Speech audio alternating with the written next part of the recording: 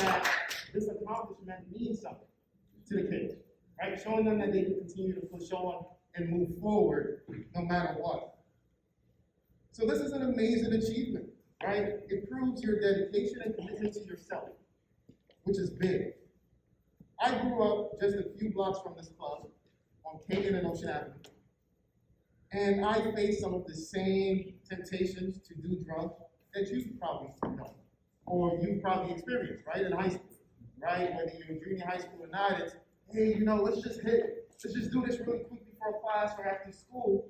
And it's always the feeling of, well, if you don't do it, you're an outcast, right? By show of hands, who had that feeling if you don't do something that the masses tell you to do, you're an outcast.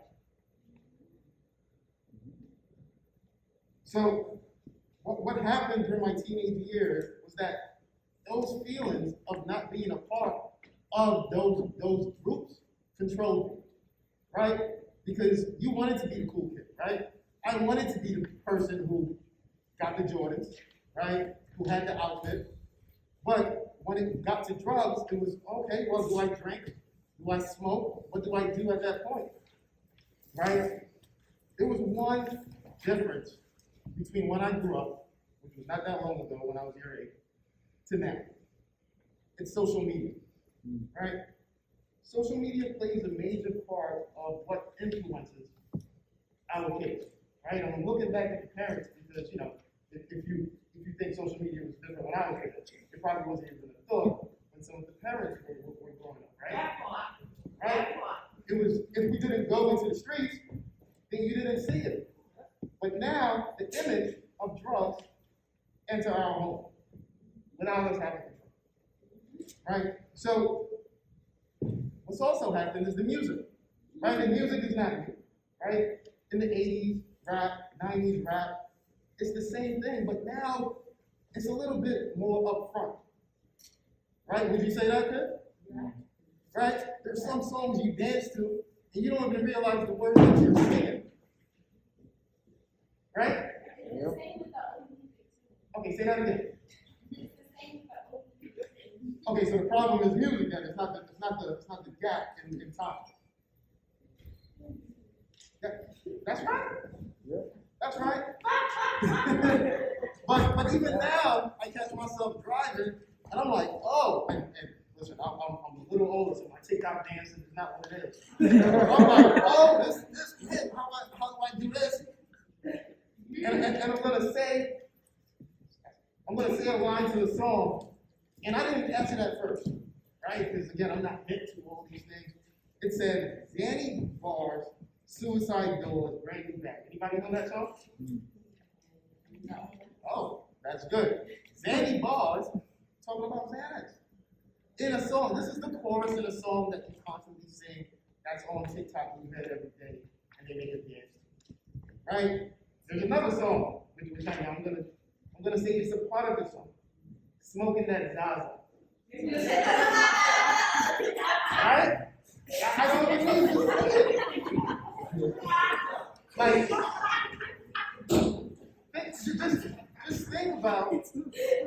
just think about what I've said and how it's so ingrained enough to sing it, but not related to the program that you just took in this fall. Think about how it penetrates your daily life. Think of you mix it. And say what? Let's go. I'm not smoking that. So think about that, right? So music is something that you said, right? The songs always have the same thing, but music is a vehicle, right? So if you change the message in the vehicle, you get a different response, right? Yes. So I'm looking at a bunch of young people here that I'm looking for change in the vehicle, right? No? Yeah, here's Solomon.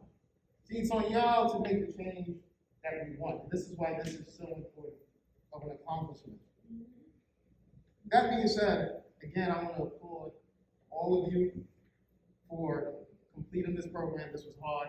I sat down here and I spoke with Danielle, I spoke with Judy, I spoke with Phoenix, and they were telling me what they learned this fall.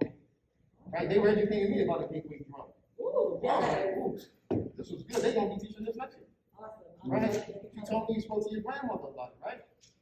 It's powerful to continue to educate because then our youth continues to educate, right? So I stress tonight that we are all here to celebrate y'all. Carrie Ann, yes, you came from Queens. Oh, I know hate on Queens. I'm not trying to say it's my favorite borough now. No, I'm from Brooklyn, right? But Carrie Ann, within a matter of minutes, said, I have to be here to talk to the kids. I have to share my story. And every young lady I see here, I see a Carrie. And every young male, there's only two of them, so I work with that. I see myself, right? So I'm going to leave you with this. And for those who, I'm a basketball fanatic. I don't know who likes basketball in here. The guys who like basketball? You like basketball? You used to play ball? What position? Shoot. So good. So good as long as you're making a basket. Yeah. But last year, one of my favorite players passed, Kobe Bryant, right? And I live by this mantra, Mamba mentality. And that goes to say, well, what that means is that no matter what you accomplish, there is more. You have to continue to push and to become the better version of yourself, right? And the reason I really connected that to Kobe is that no matter what peak, no matter how many trophies he got, no matter how many achievements he got, right? It said he was great. He got better. He won again. He won again. It's the same thing with you all. Tonight, we celebrate. We party.